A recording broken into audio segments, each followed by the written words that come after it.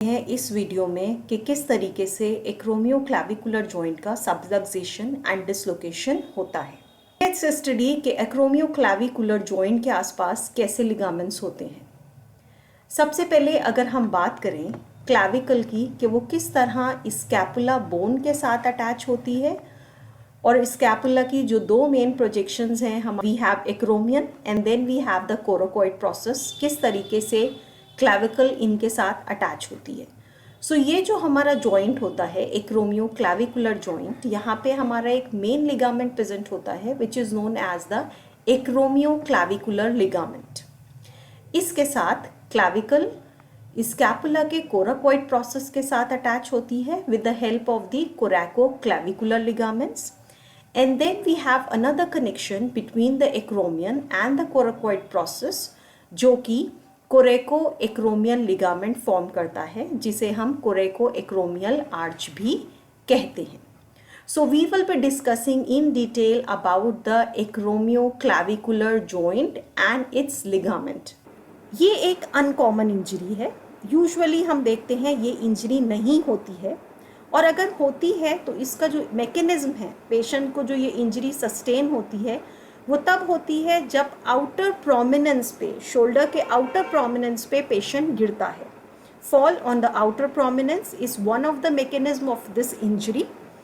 पैथोएनाटमी की बात करें तो ये एक ऐसा जॉइंट है जहाँ पे बहुत सारे लिगामेंट प्रेजेंट हैं जो क्लैविकल को कनेक्ट करते हैं स्कैपुला के साथ। सो पैथोएनाटमी में हम इस इंजरी को 3 टाइप से डिवाइड कर सकते हैं, ग्रेड 1, ग्रेड 2 एंड ग्रेड 3।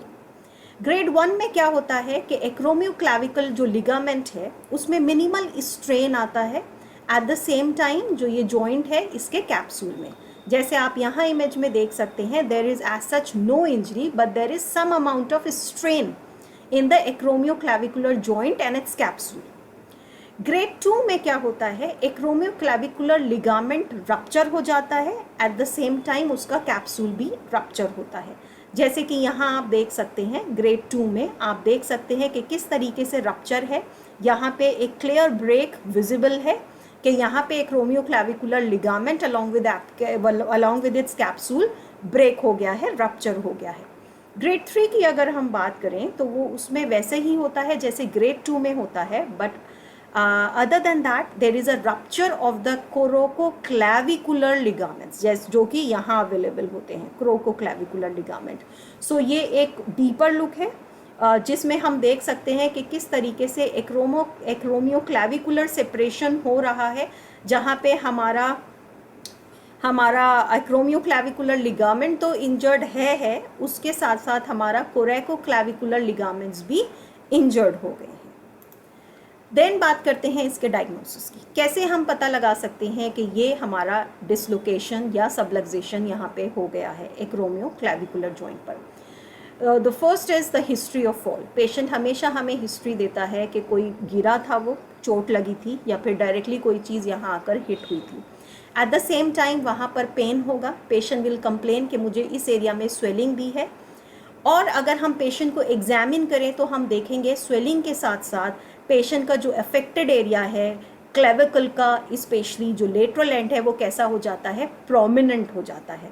अगर हम इसे दूसरी साइड से कंपेयर करें तो हम इसे ईजिली डायग्नोस कर सकते हैं when we compare it with the normal shoulder, other side shoulder. जैसे कि हम यहाँ इस इमेज में देख रहे हैं, दोनों साइड्स के क्लैविकल को जब हम कंपेयर करेंगे देन वी विल सी कि किस तरीके से ये एरिया प्रोमिनेंट हो गया है और यहाँ पे स्लाइट स्वेलिंग भी प्रेजेंट है।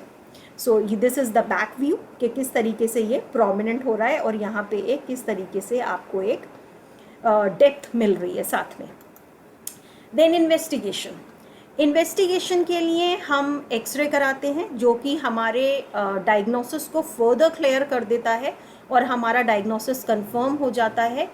इसके एक्सरे के लिए it's better to go for a X ray of both the shoulder so that हम उसे कंपेयर कर सकें और देख सकें।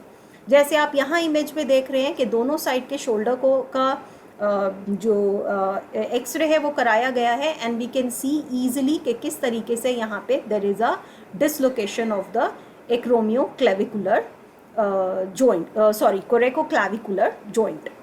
देन यहाँ पे भी अगेन इट इज़ प्रोमिनेंट, दोनों साइड को अगर हम कंपेयर करें we can easily make the diagnosis. Now let's come to the treatment.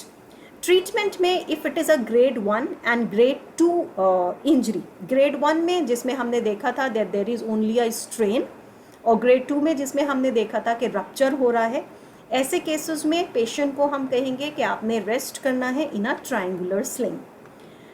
In case of grade 3 हमें, क्योंकि वहाँ पे क्या होता है कि हमारा कोरेको क्लैविकुलर लिगामेंट्स के साथ साथ हमारे एक्रोमियो क्लैविकुलर लिगामेंट्स भी इंजर होते हैं and which hamper the stability of that whole area.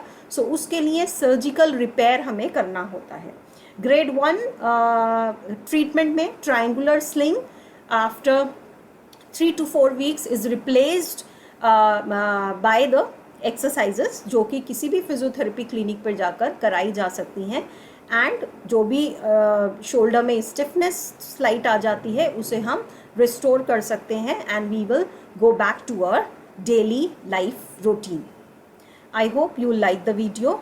ऐसी ही और वीडियोस के लिए बने रहिए हमारे साथ. ऑर्थो और फिजियो रिलेटेड वीडियोस हमारे इस चैनल पर आपको मिलेंगी.